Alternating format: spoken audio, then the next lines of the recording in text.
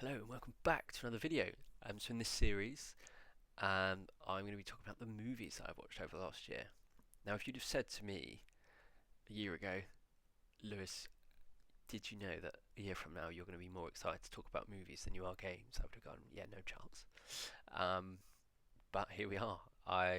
Yeah, the rabbit hole I've been down with films over the last year has been so much fun. Honestly, so rewarding.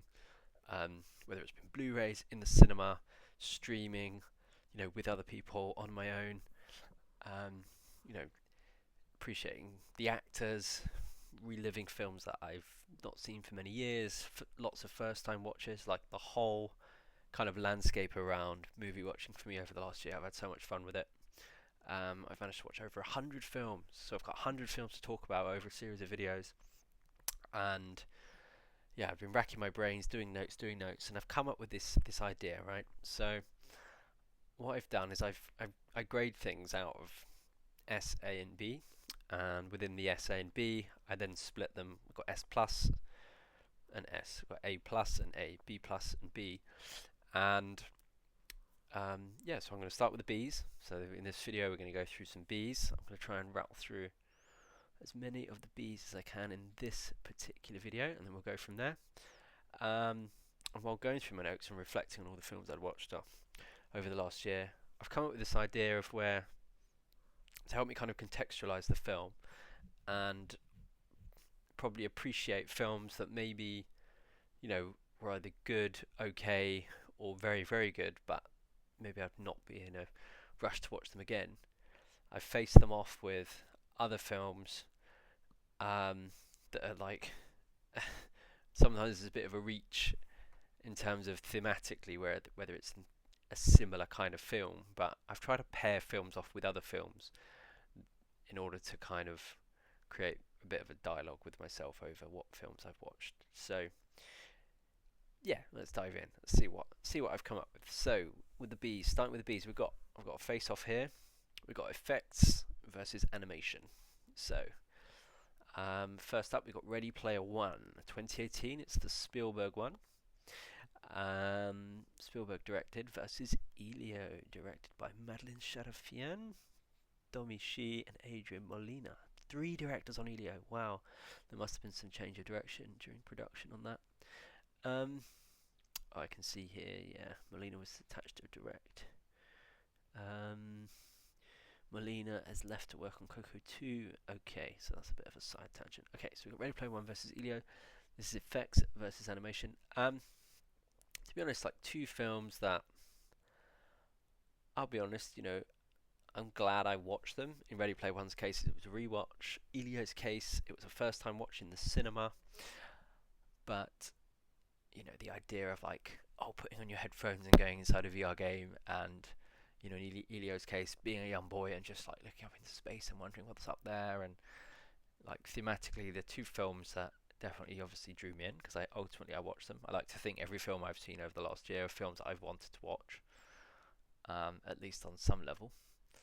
Um, yeah, in this face-off, I'll be honest, I'm not in a rush really to re-watch them. That's usually the one of the defining metrics I think for me. Do I feel like I could sit down on my own and re-watch them again? Do I feel like I'm looking forward to doing that? Not necessarily with either of these. Glad I've seen them, but not in a rush to sit down and re-watch them. So I'm going to take this face-off. I'm going to give it to Elio, just probably because of the use of the Carl Sagan stuff infused with that idea that also as a my inner boy, that was excited and still is excited with the idea of space, looking up at the stars, and wondering what's out there. Yeah, there's fun to be had in Elio. I think there's more fun to be had in Elio than there was in Ready Player One for me, which I just ended up finding quite unremarkable. Um, some of the chemistry, the two leads, they've got some chemistry there, and Ben Mendelsohn always puts in a fun performance for me. I enjoy watching him. We've got Simon Pegg in there. Um, but yeah, nothing too like I would say I'm desperate to rewatch. So face-off winner, I'm going to go with Elio with a B plus ranking is what I gave it for last year's watch, and Ready Player One was a B. So, next face-off, staying in B tier, we have a Claiming Identity face-off. So I've decided to face off Liam Neeson's Unknown 2011 with How to Train Your Dragon 2025. So Liam Neeson's Unknown, got it on digital. So it's 30 million budget film, pulled in 136 million at the box office. Liam Neeson, he's got that draw, isn't he, to his films. He's in the film, and it's usually going to get a decent amount of money. But this isn't my favourite Liam Neeson film, Unknown. It was good enough. What have I just given it on my thing? I've given it a B plus. I've given both a B plus. How to Train Your Dragon 2025. I saw that in the cinema with my sister. Actually, it was in the theatre. That was a nice experience. I haven't actually seen the animated How to Train Your Dragon movies, so that's kind of my thing. I should try and push to get to in 2026 here, because I only ever hear good things about those films. So, but yeah, saw this, and I suppose watching it's kind of made me want to watch the animated film. So that's kind of the plus from it. You know, the kind of Viking theme of the son growing up and feeling under pressure to try and live up to his future potential legacy. Maybe that struck a bit of a chord with me, but also I think just the setting and the idea of dragons, dragons and Vikings. You just have to basically say dragons and Vikings, and I'll just turn my head. So, I had fun with it. Both kind of about claiming your identity. Again, this isn't my best theme matchup.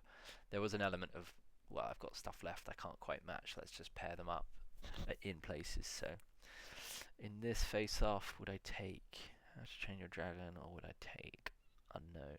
I'm going to go with How to Train Your Dragon 2025. It's going to win that face-off for me. So I've given them both a B plus. So I'm going to go with How to Train Your Dragon. I think the theme and the you got Gerard Butler's voice in there as well. It's never always fun to listen to a bit of Gerard Butler. So How to Train Your Dragon wins that face-off. I wouldn't say I'm in a particular rush to re-watch either of them, but I'm glad I watched them both all the same. In the next one, we've got a 3 for all. I've got the Tron trilogy. So last year I watched, in this order, I watched Tron Ares 2025, I watched Tron Legacy 2010, and I watched Tron the original from 1982. Interestingly, Tron Ares came in with a 12 rating, and then I think the original two got a PG rating. Just something that is something that just interests me as well. There's a theme in here of me trying to group things together broadly that are age rated similarly. So that is something that intrigued me. The newest one got a higher age rating, potentially cutting out some kids of a certain age, but I suppose these days it's 12A, isn't it? You can sort of go in under 12 with a parent, but okay. So obviously so as a franchise, Tron has actually influenced me a lot. It's probably been one of those franchises that's influenced me more as a franchise that I've never seen the films and I've never watched any of the material of. I've never played any of the games, but it's always, I would say, I've been able to notice its inspiration and recognize the brand within other things that I've played or watched or enjoyed. So there's the Decus in Saints Row Third comes to mind. There's a level in there that's felt very Tron, and that'd been before I'd even seen any of these films. But look, Tron, I kind of end up ranking them all the same. I've given them B plus, so that's what I've given them. I've given them all B plus. So it's kind of like a 3-way coin flip for me. I mean, that first one there, built in 1982, I'm going to give that as a winner, so come out and say that. I think based on the strength of the time that it was made in, for me, I've developed like nostalgic kick for the 80s, even though I wasn't even born in the 80s. Seeing the arcade in that original Tron film, I remember watching that and thinking, yeah, this is like, oh, these arcades again. There's something about 80s arcades just gets me. So yeah, I watched them in reverse release order. Tron Legacy. See, the curious thing with that is I should be all over that because of the Daft Punk soundtrack, but in truth, I don't actually remember any of the soundtrack. I don't know whether it was just I don't know what was going on now. I must go away and re-listen to the soundtrack because if it's Daft Punk, then I should know about it. And then with Tron Ares, yeah, I mean, Nine Inch Nails soundtrack. I touched on that in the music video. The film itself, yeah, it wasn't my favourite film I saw this year. Some of the scenes visually are very like, wow, look at the reds and the blacks. You know, it was. I had a fun enough time with it, but in truth, like none of these three films, I would say I'm in any real rush to kind of go back and rewatch. But I give my favourite to Tron original, followed up by Tron Legacy. I like the suit designs in that, and I must have been appreciating the soundtrack, but I just can't. The thing is, when I say the words Daft Punk in my head, my brain just starts playing Random Access Memories or Homework or Discovery songs. So I probably need to go away, listen to the Tron Legacy soundtrack on repeat a few times, and just let park itself in my brain. But okay, so the winner of this one, I'm going to give to the original Tron. So that's my winner for those three. All of them B+. Okay, next we've got the Now You See Me trilogy. So a friend of mine asked if I wanted to go see the third one, so we did. And so in the lead up to that, I actually watched the first two. I had enough fun in places with these. I'm giving the first two a B. I'm giving the third one a B+. Yeah, I had fun in places with this. I like Jesse Eisenberg's character, probably one of my favourite characters in the movies. Mark Ruffalo, I thought he was fun to watch in the first film, and yeah, we had Morgan Freeman there, Michael Caine. Like, you know, there's some. The cast is, you know, some fun to watch on screen. I just be honest, yeah, it wasn't my favourite batch of films I've seen this year. So, as a face-off, I'm gonna give it to the third one just because I enjoyed the performance in there from. You had Rosamund Pike. That was it. Rosamund Pike and Ariana Greenblatt. I think she played. I haven't seen the film, but Tiny Tina in Borderlands. Yeah, so I think the performances from them two, I could tell that they were. They definitely I felt like they added to the film at least, and seeing it at the cinema as well probably added a little bit of extra magic to the film. Yeah, you know, I had fun with them. But yeah, just not quite at the top of my list for the year. But yeah, winner of that face-off is Now You See Me, Now You Don't, 2025. So moving on. So next up we've got a Wonder Woman 1v1. So I've got Wonder Woman 2017 coming in with a B+ ranking, and then we got Wonder Woman 1984 coming in with a B ranking. So this is a pretty straight shootout for me, to be honest. I can just come out and say now the winner is Wonder Woman 2017 in my book, in my estimation. Yeah, I like the World War One setting. That's basically what I feel like I had going for me. Going for it. Chris Pine's performance. You know, there was kind of a charm as well to Gal Gadot in the first one, where she's like a fish out of water and trying to walk around, you know, during World War One times. Yeah, I felt like there was an element of charm and interesting chemistry between them.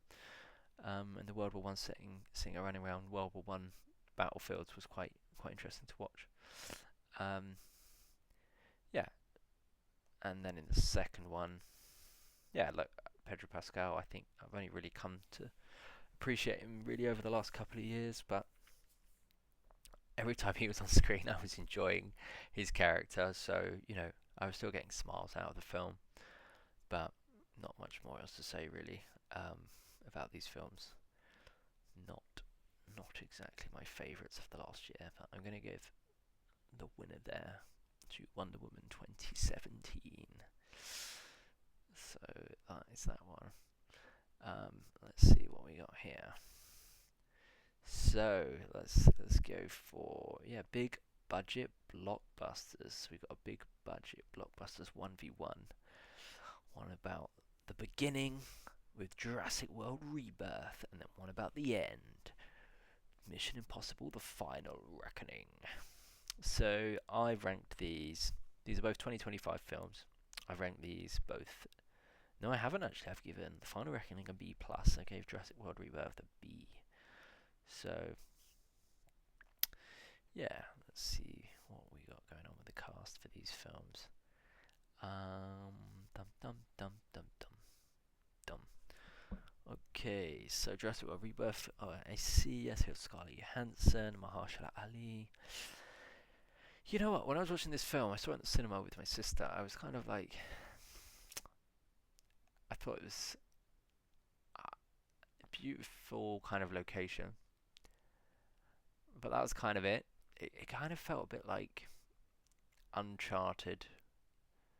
If it was an Uncharted film mixed with a bit of like maybe a bit of Indiana Jones. So I felt like it was closer to Uncharted than Indiana Jones than Jurassic Park. Maybe some Tomb Raider. Now that I think about it, with the female lead, like I don't know. Yeah, that's kind of what I was getting from it. So that's just something that came to mind when I was watching it. And then it's Mission Impossible. So I've been following Mission Impossible: Final Reckoning. I've been following these films for how long? Probably properly since Ghost Protocol. I think I saw Ghost Protocol in the cinema. I definitely saw what was it, Rogue Nation in the cinema, because I had a whole era where I was doing the voice of that villain, Solomon Lane. Yeah, I had a whole phase doing that. But I was really kind of, I wouldn't say really disappointed. I was disappointed to a degree with this film.